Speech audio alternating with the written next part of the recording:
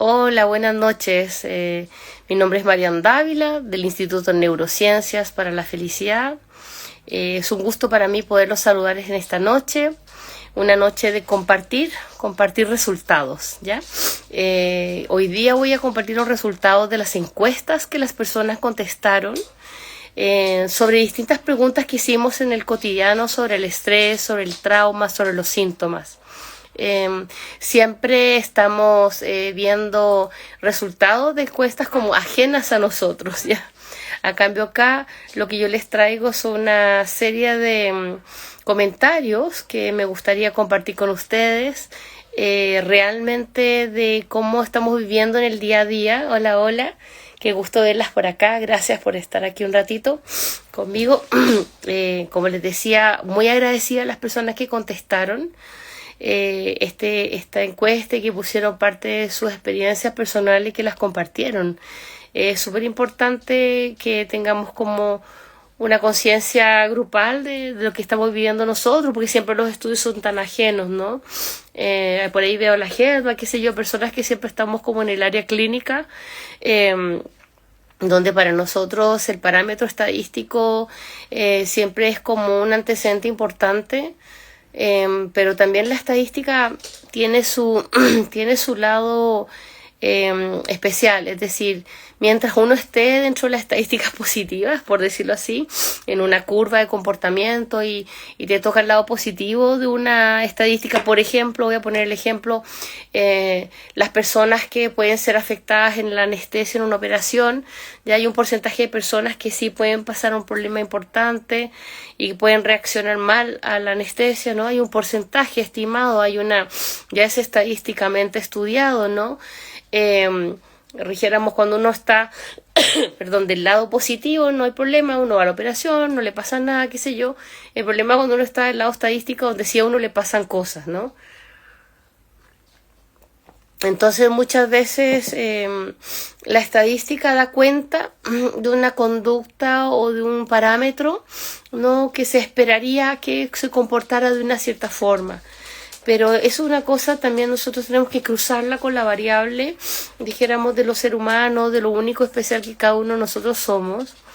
Y por eso cuando uno entra en el área más como psicológica o más de la conducta, uno se da cuenta, sabemos, ¿no?, que los que trabajamos en esa área, que siempre tenemos como cosas imprevistas, que tenemos elementos que no podemos evaluar o que son muy subjetivos, ¿no?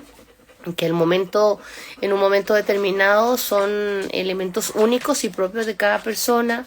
Entonces siempre nos vamos a encontrar como que esta correlación o esta relación entre un aspecto totalmente estadístico de lo que yo debería esperar acerca de un comportamiento o una respuesta a un fármaco o una determinada, dijéramos, componente, ¿no? En el día a día realmente estamos en uno partido por P, o sea, siempre estamos en el azar y nunca sabemos si nosotros vamos a ser ese sujeto que sí va a tener problemas, por ejemplo, una anestesia. Siempre está el azar en nuestra vida. Y por eso creo que está bien lo estadístico como modelos, ¿no? Cuando uno hace un estudio y uno puede informar y tener evidencia científica, como se dice, pero también hay que tener sentido común, y pensar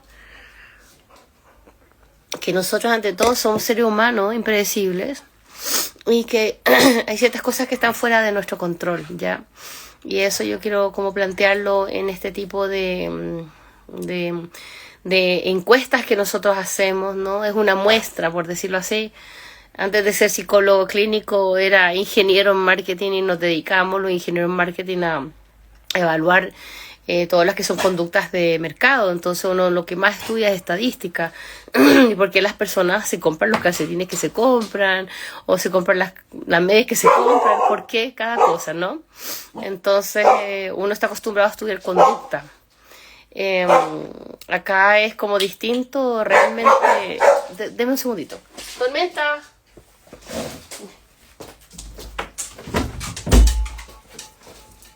Disculpen, mis perritos ahí están en plena acción. Como les decía, entonces nosotros preguntamos, lo primero más importante que preguntamos es y en el día a día, en el día a día, ¿cómo son tus síntomas emocionales en general, ¿no? Qué es lo que predomina en nuestra vida cotidiana? Y dimos 2 parámetros, ¿no? Preguntamos si la persona en algún momento de su vida se sentía desconectada. Ya, habían personas que sí y habían personas que no. Fíjense que en nuestro universo de personas, ya, el 50% de las personas declaró sentirse apagadas todo el tiempo y dijéramos hubo alrededor de un 43% que señalaba que a veces en realidad, a veces se sentía como medio desconectada, medio apagada, ¿ya? En esta interpretación que nosotros hacemos, ¿ya? Es lo que nosotros hemos denominado muchas veces este apagado como el piloto automático, ¿no? Que todo el rato estamos tratando de ir en la funcionalidad, pero que por dentro no hay esas ganas, esa energía interna, ese motorcito emocional que nos impulsa a sentirnos como más contentos con nosotros mismos, más en relación con nuestra coherencia interna. Y eso en realidad para nosotros, si uno dice, bueno, estoy en el piloto automático, ¿qué tanto? ¿Ya? ¿Qué tanto? Yo diría que qué tanto, no sé si qué tanto bueno ni qué tanto malo, ¿no? Porque nada es bueno ni malo, depende de cómo uno lo mire, dijéramos en qué situación se encuentra, pero sí la desconexión interna a veces trae sentimientos y muchas sensaciones de vacío, o a veces trae una sensación como de estar simplemente sin mucho sentido o propósito de estar haciendo las cosas. Hay una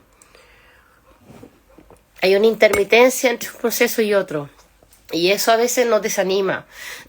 Y a veces mucha gente llega a las sesiones de psicoterapia o el trabajo personal a decir, bueno, en realidad estoy súper desmotivado. Y es porque hay en estas lagunas internas de relación a la desconexión que suceden, que no nos damos ni cuenta. Ahora, desde el punto de vista de la estructura de la personalidad, poniéndome así como en el lado más duro de la psicología y de la psiquiatría, una de las cosas que, por lo menos en mi caso, que yo trabajo en terapia focalizada en la transferencia, del doctor Kemberg, de esa línea, nosotros nos fijamos mucho en cómo la persona funciona. El primer buen parámetro, dijéramos, la psicoterapia es que la persona funcione. Ahora, el coste emocional de esa funcionalidad puede ser extremo, ¿no? De repente puedes ver a alguien funcionando full, pero realmente con su corazón realmente apagado o realmente muy alienado, muy lleno de muy es que yo tengo que hacer algo muy impuesto en muchas cosas y no pasándolo tan bien. O sea, una alta funcionalidad no necesariamente va a representar un sentimiento de satisfacción, ¿ya? Por ahí voy a ir andando. Preguntamos también cómo nos sentimos, si estamos disponibles para mostrar en cierto punto cierto grado de vulnerabilidad. Y no todo el mundo respondió a esta pregunta. Fue interesante, como que contestaban la sensación de desconexión, la dificultad para mostrar vulnerabilidad, no todos lo contestaron ya. Y dijeron que, bueno, 3 de cada 4 personas que contestaron, dijéramos, una contestaba, dijéramos, y decía que le resultaba imposible, como mostrarse vulnerable era muy duro. Era muy duro mostrarse vulnerable, bajar las defensas, ¿ya? Ahora, en realidad, la vulnerabilidad es todo un proceso que también tiene que ver con los contextos, ¿no? Vulnerable o sensible. Me pregunto yo si son palabras sinónimas ante un proceso de exponerse ante un otro y sentirse vulnerable. Y muchas veces hay que tener mucho coraje para demostrar emociones y sentimientos que quizás no son tan fáciles de expresar frente a mucha gente, ¿no? Así que me imagino y me pongo en el lugar mío, por lo menos, que es lo que puedo expresar, y digo, claro, en ciertos momentos quizás tengo esa disposición a la vulnerabilidad y en otros no. Bueno, preguntamos mucho cuáles eran las respuestas corporales que las personas pensaban que tenían o que habían sido aprendidas para poder sobrevivir en ambientes muy tensos, muy tóxicos o muy demandantes, ¿ya? Lo más que se repitió en la encuesta era la sensación de estar callado, o sea, de reprimir, ¿ya? De estar muy alerta, de repente de desenchufarse, desconectarse, como una manera de no desconectarse, sobre todo emocionalmente. Era como de no intervenir, estar presente en esa emocionalidad, ¿no? Y también, por otro lado, estaba la gente que se exigía o que se ocultaba, ¿ya? Que son como estrategias de adaptación, que son muy típicas. O yo ataco, perdona, o yo huyo y me retraigo, como una forma de sobrevivir, que es como más bien una hipervigilancia, o estoy muy alerta, muy atento, o estoy al revés, como muy disociado, muy retraído, como muy menos expuesto. Y eso es lo que yo he hablado todo el tiempo, de que de repente cuando estamos muy traumatizados, dejamos de estar como más presentes. ¿Por qué? Porque la máscara del trauma, la máscara de un sobreviviente siempre es como con algunas estrategias. Y algunas estrategias no son tan... Conversaba el otro día con una niña tan linda y le decía, bueno, la estrategia de quejarse es una estrategia de no hacer. Es una estrategia de evadir, es de no tomar acción, porque en esa acción probablemente hay un cambio, los cambios son amenazantes. Y entonces como que derivamos, ¿no? Todo el rato estamos derivando en esta estrategia. Hay estrategias que pasan súper desapercibidas. Y no, si no, es que yo en realidad, porque mejor que no, pero... Entonces nos llenamos de esques, ¿no? Y de que podría ser, pero más o menos, más ratito, ¿ya? Que muchas veces lo han llamado procrastinación. Pero en realidad, si ustedes pueden ver, más bien son respuestas de estrategias de disociación, como más evitativas, donde yo me voy tomando esta distancia de aquello que me puede ser muy amenazante, ¿ya? Y que realmente puede ser algo que me permita a mí sobrevivir. Sobrevivir es bueno hasta cierta parte. Sin embargo, tiene un costo emocional, tiene un costo social, tiene un costo personal, en el sentido de que no te va a dejar avanzar con algunas cosas personales, porque finalmente tú necesitas de muchos aspectos ser tú misma, y esa máscara de sobreviviente es alguien que no eres tú. Es alguien que no eres tú. Y por eso es tan importante enfrentar el trauma. Y a veces no necesariamente es algo traumático, quizás el estrés que te produce el cambio. Quizás hay personas que se estresan demasiado o que han vivido situaciones traumáticas estresantes, ¿ya? No un trauma a sí mismo, ¿no? Por eso definimos esta cosa del estrés postraumático, que nos vamos como para allá, y el trauma a sí mismo, ¿no? El estrés muy traumatizante, un estrés que ha sido realmente algo que te ha dejado con los pelos parados y que no has querido pasar por eso nunca más, obviamente. Va a hacer que el rechazo y la evitación sea muy fuerte, entonces yo no me quiero meter ahí de nuevo. Y obviamente que tiene toda la razón, y muchas veces tenemos que prepararnos nuevamente para esos espacios donde hemos estado muy traumatizados o muy estresados, ¿no?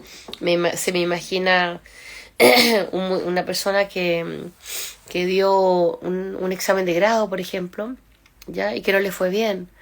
Eso se me hace lindo, mi Jimmy, tan amoroso, es lo máximo. Gracias, Jimmy, siempre tan amoroso. Él. Muchas gracias. Imagínense una persona que a un examen de grado le da pésimo. Quizás no es traumatizante, pero es un estrés muy traumático, ¿ya? Porque no contestaste lo que la otra persona estaba esperando que tú le dijeras, simplemente, ¿no? Un examen de leyes, por ejemplo, de la manera en que el profesor quería. Entonces, y tienes que volver a darlo de nuevo, y tienes que volver a darlo de nuevo. Entonces, eso es estrés traumático, ¿no? Y eso va a hacer que tu vida, obviamente, no sea fácil. Y eso va a pasar en muchas cosas. De todas maneras, todo el rato se van a repetir esos escenarios súper amenazantes. Y todo el rato, sí, yo puedo decir de corazón que eso se puede entrenar. Nosotros podemos generar respuestas de regulación del sistema nervioso, podemos entrenar a nuestro cuerpo para que ese estrés pueda tener una organización de respuesta más suave, más manejable, más controlable, que nosotros podamos estresarnos más pero menos desorganizarnos, ¿no? El cuerpo puede hacerlo, nosotros podemos entrenarnos para eso es posible, ¿ya? Eso se trabaja, eso se puede hacer, pero nosotros necesitamos entrar en un trabajo terapéutico sobre eso. Luego preguntamos si alguna persona necesitaba la sensación de seguridad, por ejemplo, si en tu trabajo, si se había dado cuenta que necesitaba seguridad en alguna parte de su vida, ¿no? Algún espacio seguro. Preguntamos, ¿usted cree que usted necesita algún espacio seguro? Y muchas personas dijeron que sí, que efectivamente lo necesitaban. Nadie dijo que no. Y más bien resultó que hay una necesidad muy profunda de sentirse contenido, y eso muchas veces es lo que nosotros tratamos en la psicología organizacional, por ejemplo, en los áreas de trabajo, es tener un buen ambiente laboral. Imagínense así, se lo voy a poner así. Nosotros nacimos, no es que podamos creer que vamos a tener la posibilidad, nacimos todos con un sistema nervioso que funciona entre el hipocampo, el área de las amígdalas, los ojos, los oídos, ¿ya? También va a estar metida el área prefrontal, el área cingulada, ¿ya? Y un par de áreas más. Circuitos neuronales, ¿ya? Que están especializados en detectar las zonas de seguridad y las zonas de peligro, ¿ya? Eso se llama los circuitos neuroceptivos, ¿ya? Y resulta que yo llego a mi trabajo donde resulta que el ambiente es hostil o simplemente nadie anda tranquilo. Por ejemplo, cualquier lugar, un tribunal, puede ser cualquier oficina donde hayan conflictos, qué sé yo. Resulta que yo a lo mejor tengo recursos emocionales como para decir, bueno, en realidad este problema del resto, yo vengo a hacer mi pega, no me complico. Pero mi cerebro ya resulta que se da cuenta que realmente hay problemas en el medio, y va a estar todo el tiempo, te guste o no, emitiendo señales de alarma. Ya, entonces uno va a decir, qué raro, llego a la pega y me siento cansado, o llego al trabajo y de repente me da sueño, o de repente no me concentro, no sé si le pasaba, pero de repente como que no logro concentrarme, o que en realidad me aburre la pega, o de repente siento que necesito ir a fumar un cigarro. El otro día me contó una niña que habían despedido a alguien porque iba 15 veces separada de la mesa de trabajo. Entonces, de repente no me puedo quedar tranquilo en el espacio. Entonces, ¿qué quiero decir? Que muchos de los mecanismos que nosotros tenemos de la sobrevivencia son automáticos, son involuntarios. Por lo tanto, no es que a mí se me ocurra que tenemos que ser todos buenas personas en el trabajo. Eso es lo que quiero decir. Lo que quiero decir es que realmente es importante tener buena onda en el trabajo, porque tu cerebro todo el tiempo va a estar discriminando que ahí no está bien la cosa. Y todo el rato te está emitiendo señales de peligro. Te va a decir, no estás bien ahí, sal de ahí, sal de ahí, sal de ahí. Y la persona de verdad todo el tiempo va a estar pensando que algo no está bien, y no va a saber qué es lo que está bien, y no va a saber qué es lo que está mal. Entonces, por eso es la necesidad de seguridad, por eso lo importante es buscar que se trabaje bien con los equipos de trabajo, de lograr que los equipos tengan buenas conversaciones, que las reglas son las reglas, el respeto es el respeto, ciertas cosas básicas. Que quizás no seamos los mejores amigos de la vida, pero por lo menos lo mío es mío, lo tuyo es tuyo, buenas tardes, buenas noches, buenos días, la pega hay que hacerla y listo, chao. en ese sentido creo que nos falta harto de entender, ¿no?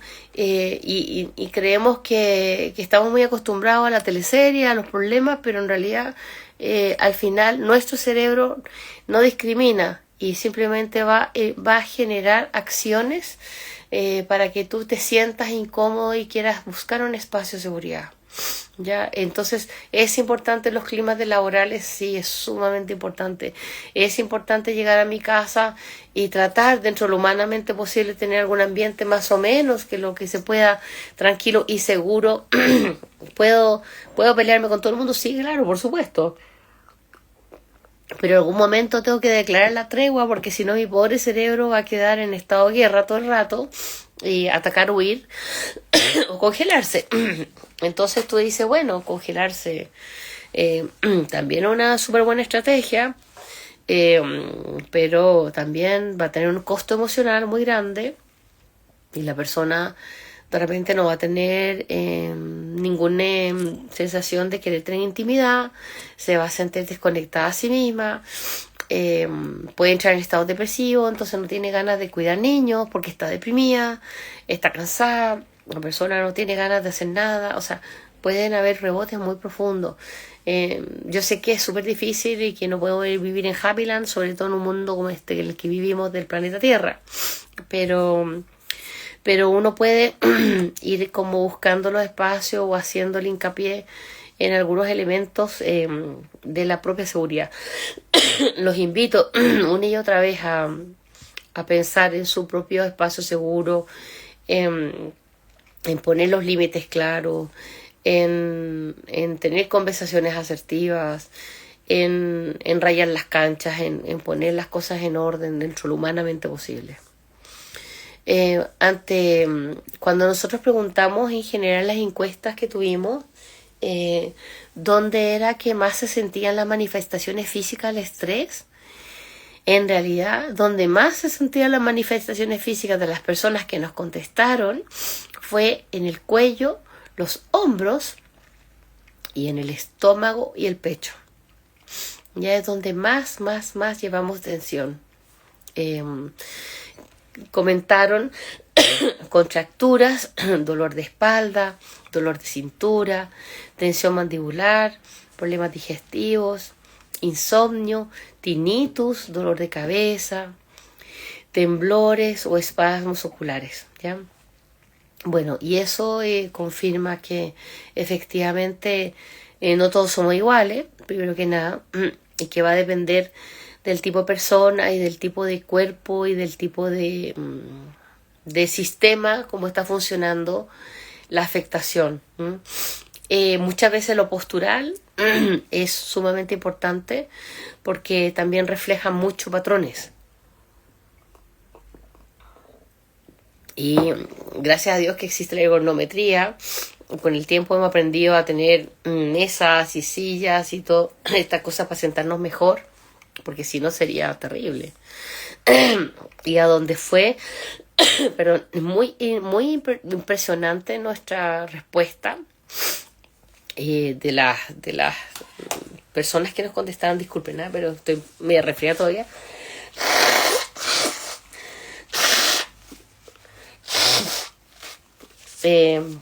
Fue en relación muy impresionante. Fíjense que de 17 personas que nos contestaron sobre el sueño y el descanso,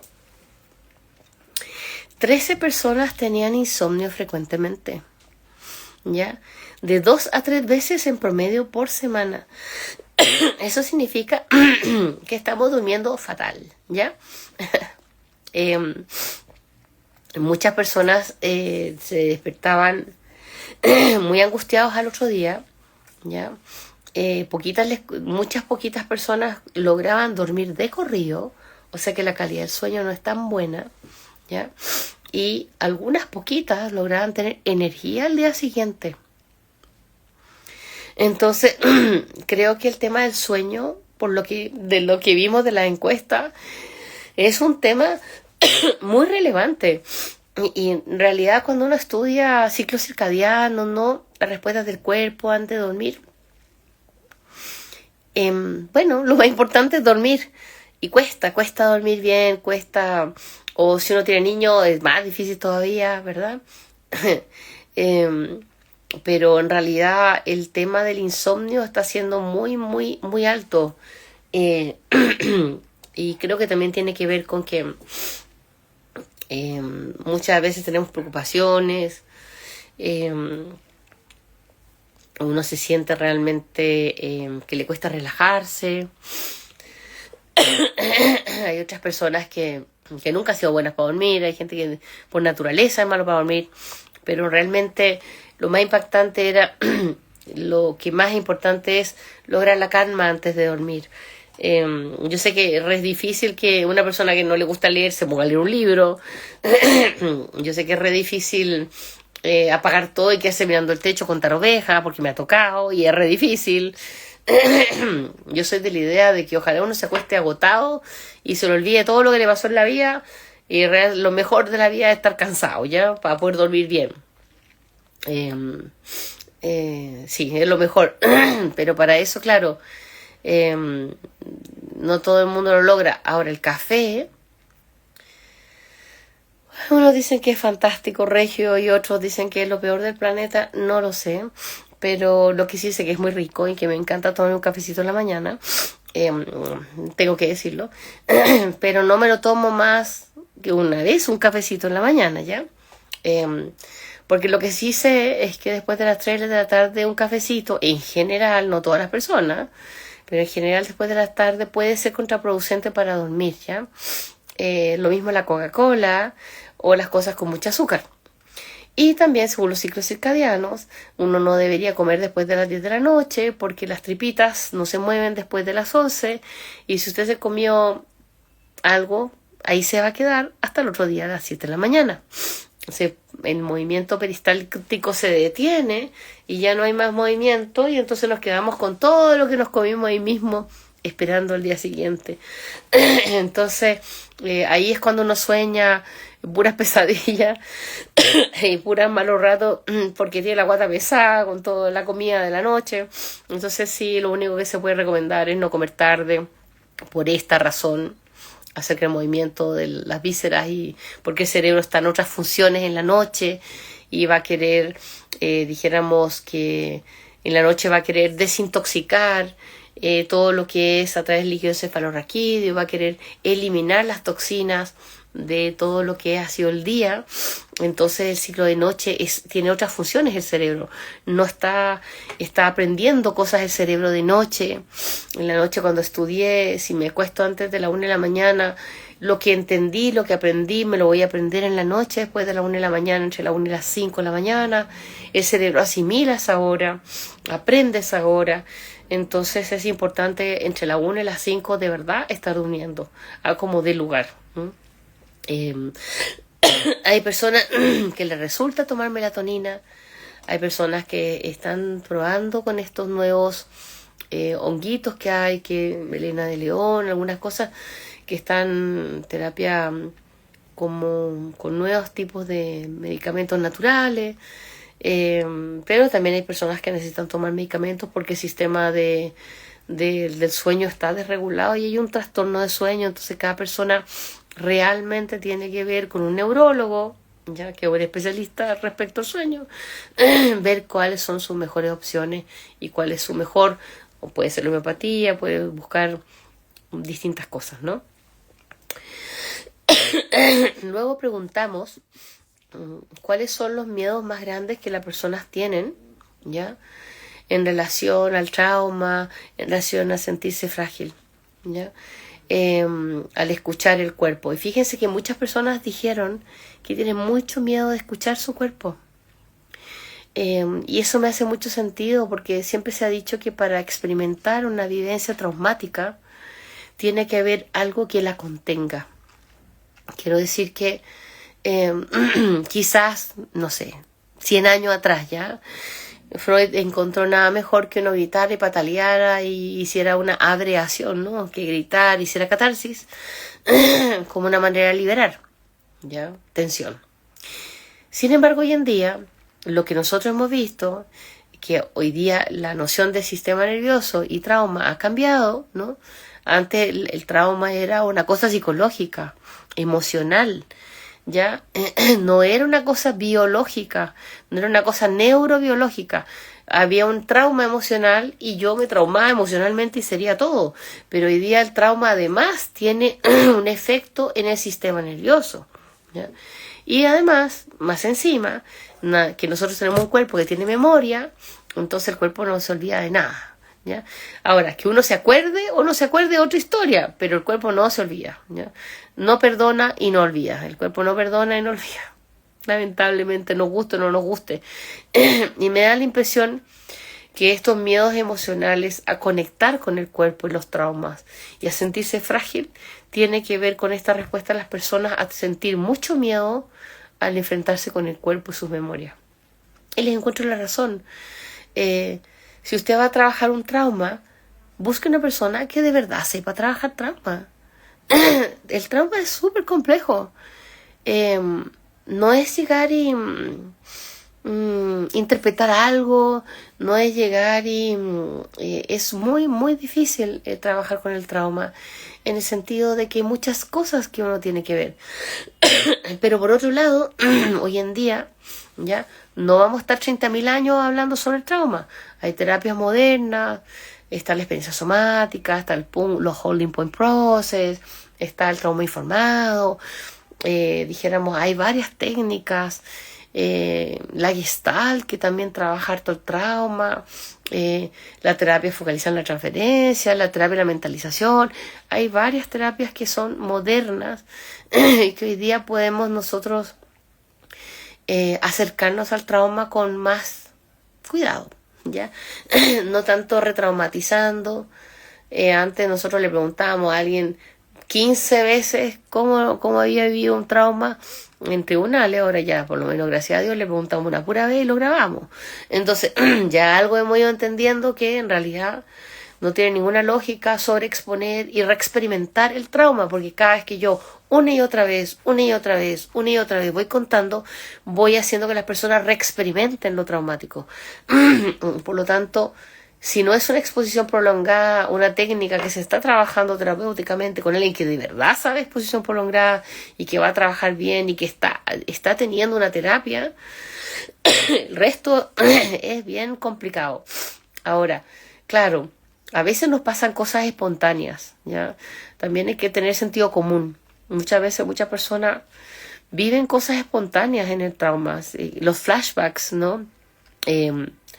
Muchas personas llegan a una consulta porque se acordaron de algo terrible, ¿ya?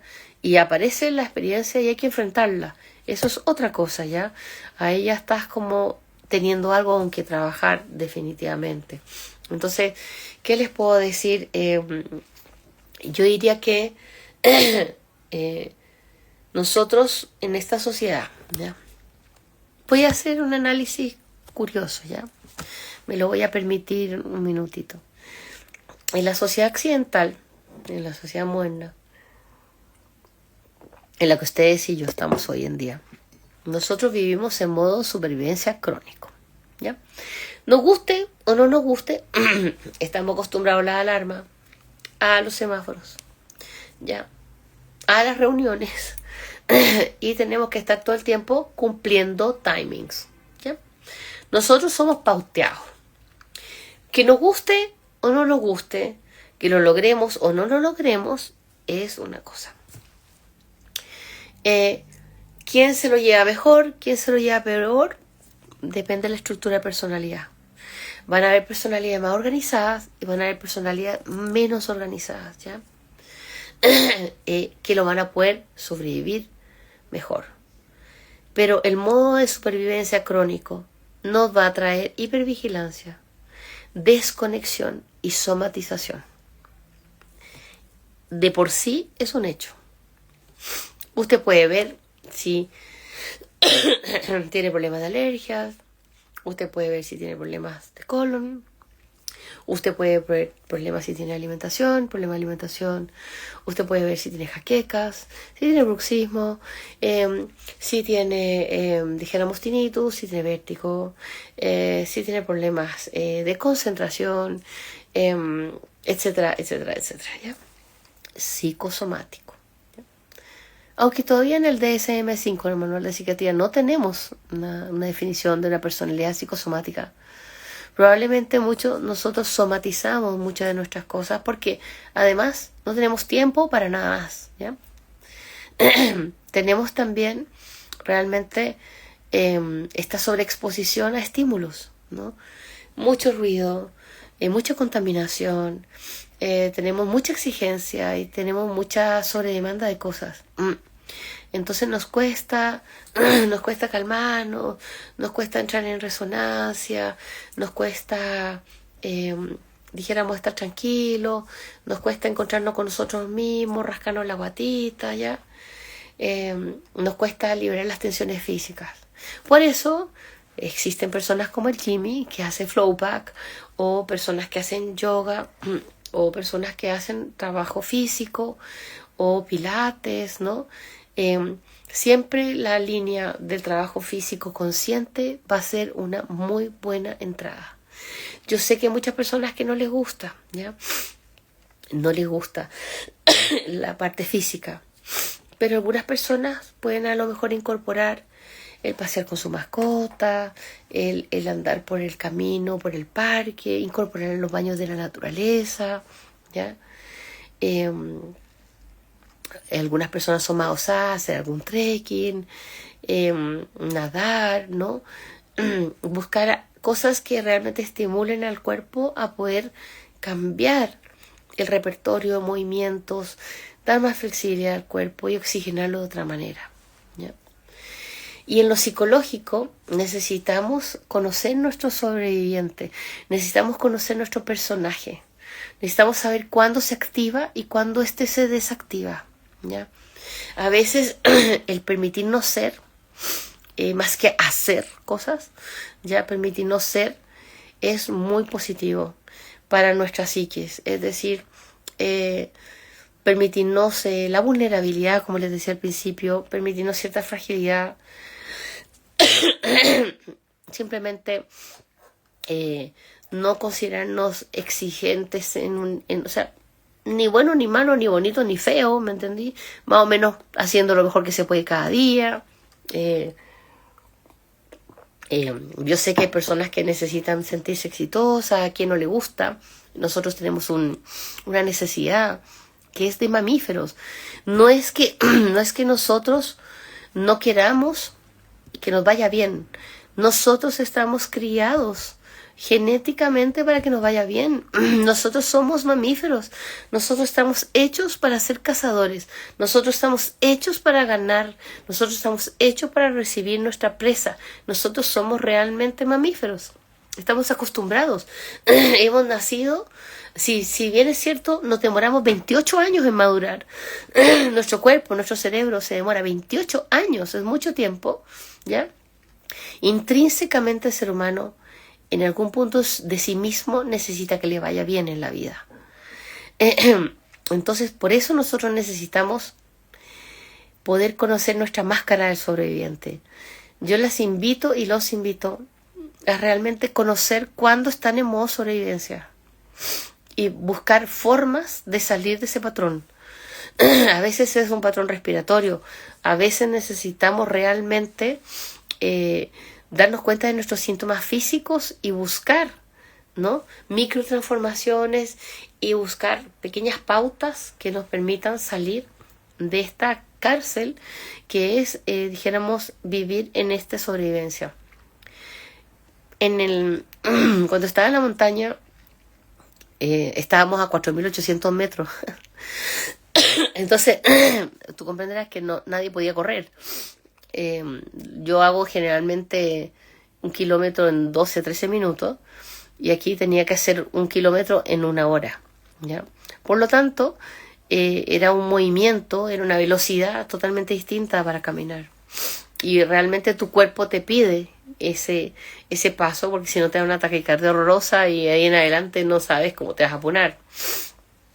Entonces realmente en esa velocidad uno observa la belleza, ve la hojita, la plantita, la piedrita, vas caminando tranquilo, sabes que no te puedes apurar, ¿no? eh, empieza el día y se acaba el día y uno se acuesta, no hay más horas, las horas son la luz. Entonces, en otro tipo de sociedades todavía funcionamos, ¿no? En relación a la luz solar, en relación a la naturaleza, mucho más sencillo, mucho más... No es ni mejor ni peor, porque no sé qué es mejor ni peor, en realidad. Son formas de vivir, ¿no?